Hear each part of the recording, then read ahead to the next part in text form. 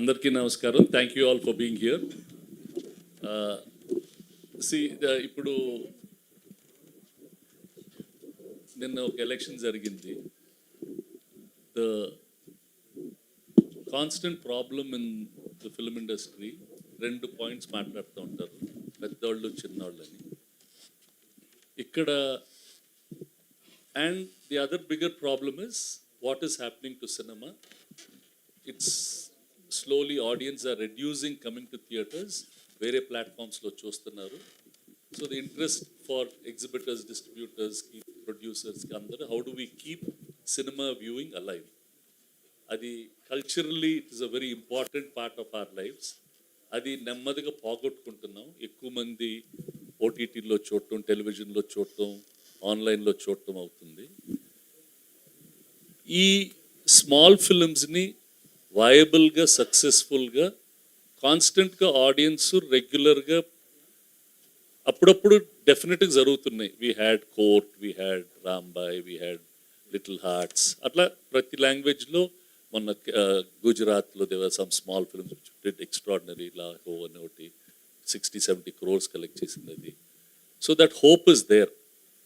నేను ఈ సినిమాని one of the reasons why I'm supporting this film is because ఈ అబ్బాయి he came and showed me the film. ఏమో ఇక్కడ కాదు కేకలు, మీరు థియేటర్లో కేకలు వచ్చేటట్టు చూడండి. ఇక్కడ మీరు ఇక్కడెక్కడ అరుచుకుంటా ఉంటే ఎవరో తెలుస్తుంది.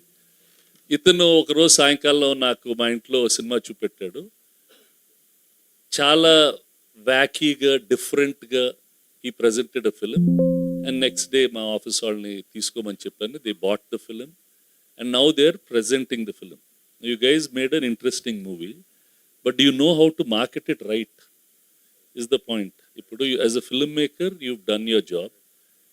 Meeru do you know how to take it to people?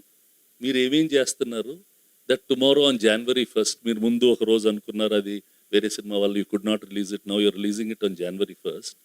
Do you really know how to pitch this film to the audience? If you know how to pitch it properly, then audience will come.